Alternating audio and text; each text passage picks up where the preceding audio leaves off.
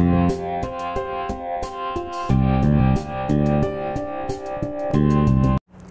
नमस्ते, राम राम, सत श्री अकाल, अस्सलाम वालेकुम। मैं ललित भाटी स्वागत करता हूं आपके अपने चैनल माय हिस्ट्री क्लासेस पर। तो आज हम डिस्कस करेंगे लॉन्गिट्यूड्स एंड लैटिट्यूड्स के बारे में। लैटिट्यूड्स एंड लॉन्गिट्यूड मतलब अक्षांश और देशांतर के बारे में। हिंदी में लैटिट्यूड को कहते हैं अक्षांश और लॉन्गिट्यूड को कहते हैं देशांतर। तो सबसे पहले बात करते हैं लैटिट्यूड्स की। उससे पहले मैं आपको कुछ दिखाना चाहता हूँ। जैसे आपने ग्लोब देखा ही होगा, मोस्टली आप देखते हैं स्कूल्स में हर जगह अवेलेबल है। आप ग्लोब पर ये लाइनें देखते हैं इस तरह, ये इमेजिनरी लाइंस हैं। इन इमेजिनरी लाइंस को ही हम लॉन्गिट्यूड और लैटिट्यूड्स कहते हैं, और जो इनका इंटरसेक्शन है यहाँ पर, इसे हम बोलते हैं ग्रिड। ये है ग्रिड। तो बात करते हैं लैटिट्यूड की। लैटिट्यूड मतलब अक्षांश। अब सबसे एक मेन इम्पोर्टेंट लैटिट्यूड है 0 डिग्री पे जो है वो है इक्वेटर।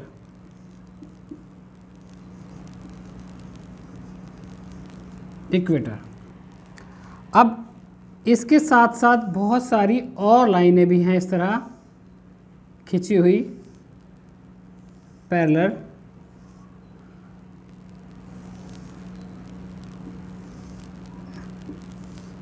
इन सब लाइनों को हम बोलते हैं लैटिट्यूड। क्या बोलते हैं? लैटिट्यूड मतलब अक्षांश। ये है अक्षांश। तो लैटिट्यूड के लिए हुआ लैटिट्यूड मतलब लेटी हुई लाइन, इस तरह। लैटिट्यूड मतलब लेटी हुई लाइन है। और लॉन्गिट्यूड की बात करें तो यहां से ये एक है प्राइम मेरिडियन या ग्रीनविच मेरिडियन बोलते हैं 0 डिग्री पे। इसके पैरेलल इस तरह की जो लाइनें हैं,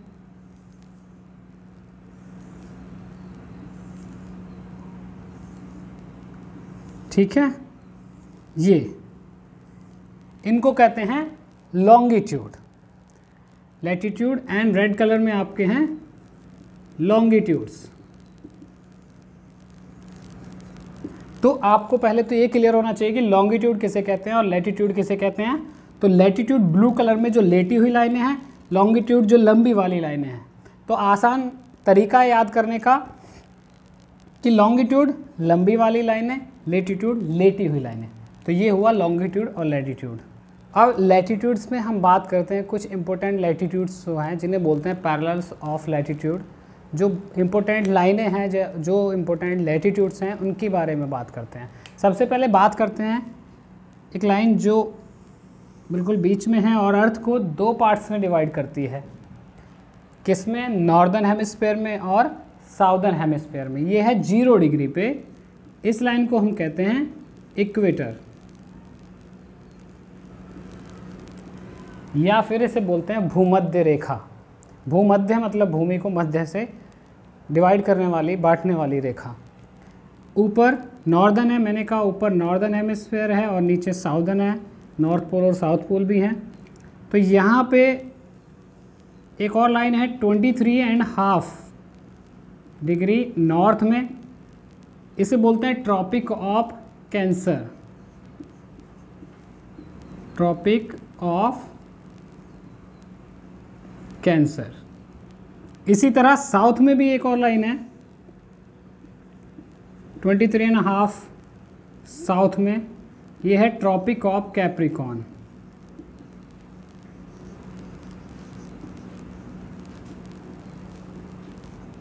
ठीक है।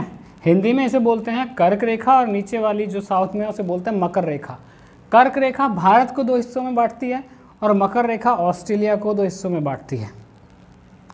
ये यहाँ तक क्लियर हुआ। आगे बढ़ते हैं तो यहाँ पर एक और है 66.5 नॉर्थ में। ये है आर्कटिक सर्कल।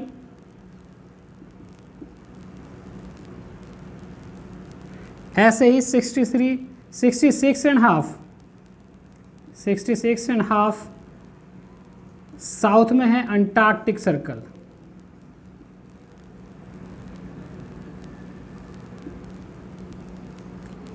तो ये हैं मेन लैटिट्यूड्स जिन्हें हम बोलते हैं पैरेलल्स ऑफ लैटिट्यूड। यही मेन लाइन से हैं जिनके बारे में आप बुक में भी पढ़ते हैं। और मोस्टली कई बार ये पूछा भी जाता है, कई एग्ज़ाम्स वगैरह में पूछ लिया जाता है कि कर्क रेखा कहाँ है या मकर रेखा कहाँ है। ठीक है, ये समझ में आया आप लोगों को। आगे बढ़ते हैं और बात करते हैं लॉन्गिट्यूड्स की। लैटिट्यूड तो अभी आपने पढ़ा, अब बात करें लॉन्गिट्यूड, लंबी वाली लाइनें। यहाँ पे 0 डिग्री पे एक और लाइन है, ये 0 डिग्री पे है। इसके इधर वाला पार्ट है ईस्टर्न हेमिस्फीयर और इधर वाला है वेस्टर्न हेमिस्फीयर। जिस तरह इक्वेटर भी डिवाइड करती है नॉर्दर्न और साउदर्न हेमिस्फीयर, इसी तरह ये प्राइम मेरिडियन या ग्रीनविच मेरिडियन है जो अर्थ को 2 पार्ट्स में डिवाइड करता है। अब ये जो लॉन्गिट्यूड है, जो प्राइम मेरिडियन है, ये जो इसकी बड़ी इंपॉर्टेंस है हमारे टाइम के लिए भी।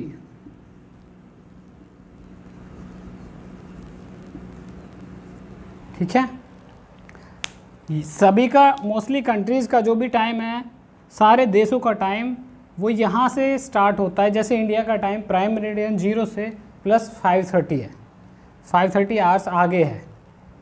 वो भी मैं भी समझाऊंगा नेक्स्ट, आपको पहले बता देता हूँ। इसी तरह प्राइम मेरिडियन के जो पैरेलल लाइनें खींची हैं इस तरह, ये लंबी वाली लाइनें, ये सब हैं आपके लॉन्गिट्यूड्स। ये हैं आपके लॉन्गिट्यूड्स और इस तरह आपके लैटिट्यूड्स होते हैं। अब ये जो लाइनों का इंटरसेक्शन है, जहाँ ये एक दूसरे को काटती हैं और ये एक ग्रिड बनाती हैं, ये स्पेस जो है इसे कहते हैं हम ग्रिड। इसे क्या कहते हैं? ग्रिड। ग्रिड लॉन्गिट्यूड और लैटिट्यूड जहाँ इंटरसेक्ट करते हैं और एक जगह, एक स्पेस, इस तरह का स्क्वायर जैसे शेप में एक जगह बनाते हैं जहाँ एक दूसरे को काटते हैं, उसको कहते हैं ग्रिड। अब ये ग्रिड किस काम आता है? ये ग्रिड हमारे जो प्लेसेस हैं अर्थ पर उनको लोकेट करने के काम आता है, यह उनकी लोकेशन को स्पेसिफाई करता है। लैटिट्यूड और लॉन्गिट्यूड समझ में आया आपको? किन लाइनों को लैटिट्यूड कहते हैं, किन को लॉन्गिट्यूड कहते हैं। अब लॉन्गिट्यूड और लैटिट्यूड के बाद बात करते हैं लैटिट्यूड एंड हीट जोन, अक्षांश और हीट जोन। पृथ्वी पर या ग्लोब पर कुछ हीट जोन्स हैं, हमने इनको डिवाइड किया हुआ है। सबसे पहले बात करते हैं टॉरिड जोन की, जो मैंने अभी लाइनें बताई थी आपको, 23.5 नॉर्थ में और ऐसे ही 23.5 साउथ में, और यहाँ पे आपको पता है ट्रॉपिक ऑफ इक्वेटर है, या फिर सिर्फ इक्वेटर बोलेंगे, इक्वेटर। इसे कैंसर लिख देता हूँ, आप समझ जाना, इसे कैप्रिकॉन। ये लाइनें हैं। अब इन दोनों लाइनों के बीच में और जो भूमध्य रेखा है, विषुवत रेखा है, ये वाला एरिया, इसे हम बोलते हैं टॉरिड जोन। टॉरिड मतलब सबसे वार्मेस्ट एरिया है, ये अर्थ का सबसे गर्म एरिया है। यहाँ पर साल के बहुत महीनों में गर्मी पड़ती है, मतलब सर्दी बहुत छोटी होती है या फिर ना के बराबर होती है। ये वाला हिस्सा बहुत गर्म रहता है। इसके पीछे ये कारण है कि सन जो है वो ट्रॉपिक ऑफ कैंसर और ट्रॉपिक ऑफ कैप्रिकॉन के बीच में ही मूव करता है। जैसे अभी सन 21 जून और 22 को भी होता है कभी, या 20 जून को भी हो सकता है। वो सबसे लॉन्गेस्ट डे होता है हमारे नॉर्दर्न हेमिस्फीयर में, क्योंकि इंडिया भी नॉर्दर्न हेमिस्फीयर में। तो सन मैक्सिमम पहुंच चुका होता है और उसके बाद 21 जून के बाद वो मूव करता है साउथ की तरफ, और धीरे धीरे 21 या 20 या 22 दिसंबर को वो नीचे साउथ में मैक्सिमम पहुंच चुका होता है। मतलब जब यहाँ सबसे बड़ा दिन होता है तो साउदर्न हेमिस्फीयर में सबसे छोटा दिन होता है, और जब वहाँ सबसे छोटा दिन होता है तो यहाँ सबसे बड़ा होता है। इसी तरह वहाँ अगर सबसे बड़ा दिन होगा तो यहाँ पर सबसे छोटा दिन होगा, और सन का मूवमेंट इन्हीं दो लाइनों के बीच में रहता है। तो इसका मतलब ये है कि सनलाइट सबसे ज़्यादा इसी हिस्से पर पड़ती है, इसलिए हिस्सा सबसे ज़्यादा गर्म होता है। अब इसे ऊपर की तरफ बढ़े तो यहाँ पर, क्योंकि यहाँ पोल्स हैं ऊपर, ये मैंने आपको बताया था आर्कटिक सर्कल,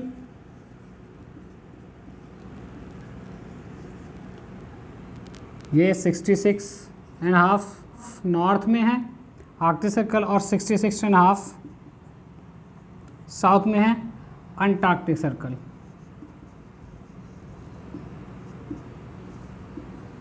ये फिर से रिपीट हो रही हैं चीज़ें, आपको अच्छे से याद हो जाएंगी।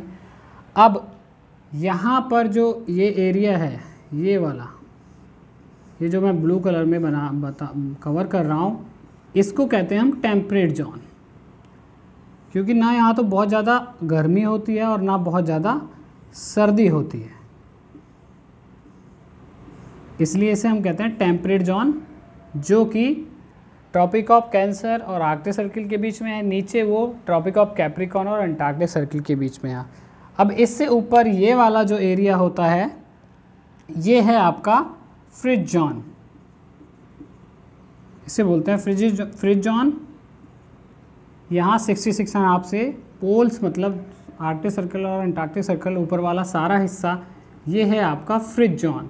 फ्रिज जोन इसलिए है क्योंकि यहाँ साल के पूरे महीने बहुत सर्दी पड़ती है और ये हिस्से अर्थ के जमे हुए हैं, क्योंकि यहाँ पर बहुत कम सनलाइट पहुँचती है, वो भी तब जब सन यहाँ होगा, जून में लगभग यहाँ होता है, और वहाँ से थोड़ी सनलाइट जब इन हिस्सों में जाती है, लेकिन तब साउथ पोल पर बिल्कुल भी लाइट नहीं पहुँचती है। इसी तरह जब ये साउथ में जाता है तो थोड़ी बहुत लाइट इधर आती है सन की, नॉर्थ पोल पे लाइट नहीं पहुँचती है। इसलिए कहते हैं कि पोल्स पे 6 महीने का दिन होता है और 6 महीने की रातें होती हैं। तो हीट जोन्स पढ़ा हमने, लॉन्गिट्यूड और लैटिट्यूड को जाना, हमें पता लगा कौन सी लाइनें लैटिट्यूड है, कौन सी लॉन्गिट्यूड है। तो हम ये जानेंगे कि भाई इनकी इंपॉर्टेंस क्या है, इनकी ज़रूरत क्या है।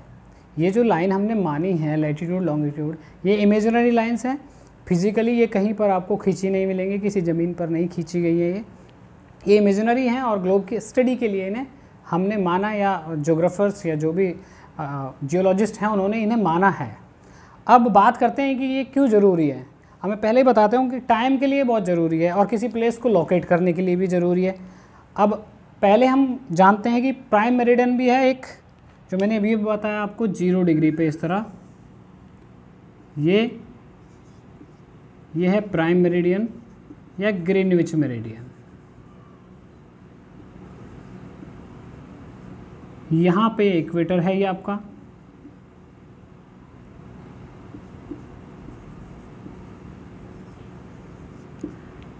अब जैसे ये प्राइम मेरिडियन की इधर वाला हिस्सा ईस्टर्न हेमिस्फीयर, ये वेस्टर्न, इसी तरह ये नॉर्दर्न और ये साउदर्न हेमिस्फीयर। अब बात करते हैं इंडिया की। ये जानना ज़रूरी है कि हमारे भारत देश को आप कैसे जानेंगे, कैसे लोकेट करेंगे, पहले उसी को बता देता हूँ मैं। तो यहाँ पे मैंने आपको एक लाइन और बताई थी, ट्रॉपिक ऑफ कैंसर, हाँ लेते हैं। तो इंडिया के बीच से जाती है ये लाइन और इंडिया को 2 हिस्सों में डिवाइड करती है, इस तरह मान लेते हैं। ये एक आइडिया है, रफ मैप है इंडिया का। तो यहाँ पे अब जो इंडिया है वो नॉर्थ ईस्ट हेमिस्फीयर में है, इस वाले हिस्से में है यहाँ पे। तो इंडिया का एक्सपेंशन जो होगा वो नॉर्थ से नॉर्थ होगा और ईस्ट से ईस्ट होगा। अब यहाँ से अगर बात करें इंडिया का, लैटिट्यूडनल एक्सपेंशन है 8 डिग्री 4 मिनट्स नॉर्थ से लेकर के 37 डिग्री 6 मिनट यहाँ पे नॉर्थ में है, ये है लैटिट्यूडनल।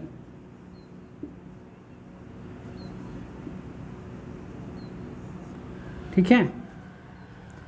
अब लॉन्गिट्यूडनल एक्सपेंशन इस तरह यहाँ से ये आपका 68 डिग्री 7 मिनट ईस्ट से लेकर के 97 डिग्री, ये है लॉन्गिट्यूडनल एक्सपेंशन।